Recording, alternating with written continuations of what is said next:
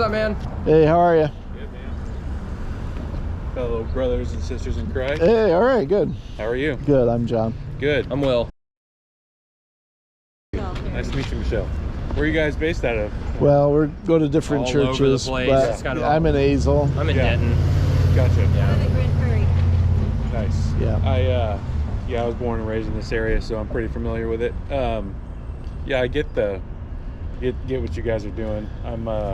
My wife and I have been married 3 years. We've been trying for that long, and she's really got her heart set on having her own baby, as every woman would. I've kind of realized after that first year that it may not be God's plan for me to have a baby and to give adoption a try, but wasn't really getting too far with her on that conversation, so she wanted to give this a try. We're on our third try, and I told her, I didn't think about all the discarding and what they do with it afterwards, because we're pretty conservative, and we know about all the the things they're doing with just babies in general, like live babies and stuff, and the demonic forces and things going on behind the scenes. So but we never really thought about it as far as IVF wise, like embryos and things like that. We always think of abortions, and even after just human child sacrifices. But I pretty much convinced her that after this time that we're going to adopt. And and even reading in your pamphlet, I forgot about how who was it? Noah? No, not Noah. It was Abraham that couldn't conceive with Sarah. Yep. I think it was. Yep. You also have it with Hannah in 1 Samuel too. Yeah. She cries out to God, and Right. He grants her a child. Right. But she was in anguish and pain of infertility. Yeah. And we also have to think of our own, our sins and our iniquities. He may not be. It's not saying he's not blessing us because we're not doing the right thing. It's just that if you want to allow something to happen, allow him to perform a miracle in your life, you have to really open your heart to him, really do his will, and trust him, right? Things that I've myself and my wife have slipped away from, like falling into the temptations of this world and the sins of the flesh.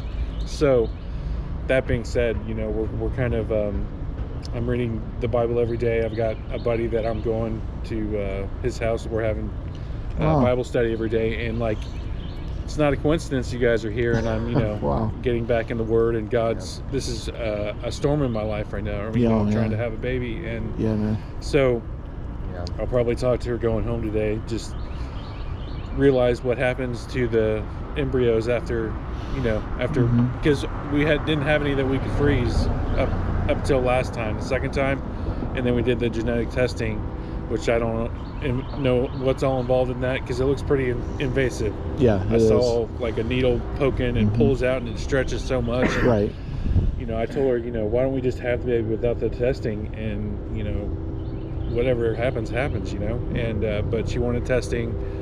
It came back abnormal, and they discarded it. So I don't know. They made us sign a thing saying that they'll discard it. I don't know what they'll do, what that means, but it can mean just discarding it and it's destroyed, or I think you have to do something specific to donate it to science. I think you do. I think you do. It didn't say anything about donating it to anything. Probably was just destroyed. But then there's no telling what they'll do if they donate it to science. Well, all sorts of unethical things at that point, and it's like they're not going to live for sure, and they're going to do all kinds of experiments. You never know. With today's world, discarding might mean doing stuff to it and testing. You don't know. So you play kind of a risky game when you go into, you think of abortion clinics, you don't really think of IVF clinics. And it's not talked about as much, and it's not addressed in the pulpit like it should be in America. And and it's right. If God doesn't open up the womb, it's not your time, it's not his purpose. And he says he opens and closes the womb, like he's sovereign over it. Right, because I've prayed about this with my wife for years, and we were I was on the fence about it. She was always like, well, let's just start IVF. But I was like, are we playing God here?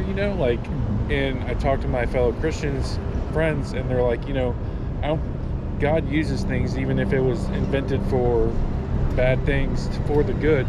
People are here today because of that, but a lot of people are killed because of it too. The ones that live, Yeah. They just want to focus on the life that exists now, outside of the womb that made it, but they don't focus on the millions of babies that have died in the process.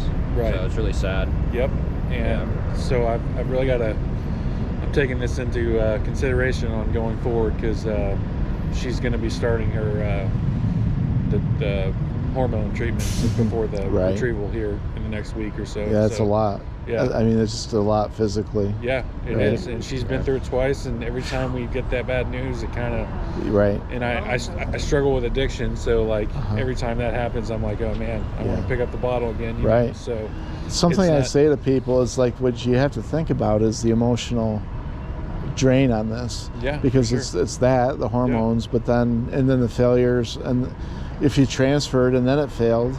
Right, I mean, that happens all the time. So there's loss all the way along. Oh, and yeah, that's what I even talked to her about. It was like, we haven't even gotten past many of the hurdles, and if we were to have a problem mid-carriage, then that would be even more traumatic. Yeah, yeah, no doubt. So, but man, as I'm, opening this relationship with God and Christ, I feel like I'm trying to listen more than I am, because I've always prayed growing up, even during my addictions, that it's like sending an email, thank you for this, thank you for that, please give me this, please that, and then you don't really develop that relationship. You don't listen, be still, per se. And I'm praying that he'll talk to me and show me what I need to do, because maybe I kind of wrote my body too hard, and now I can't produce, and maybe he used that for good, and he wants me to adopt, because there's so many kids out there that need help. Right, that's true. So I'm gonna probably preach this later, but I just thought of it this morning. Our church is doing a church memory verse, and this is the one we're working on. I consider that the suffering of this present time, suffering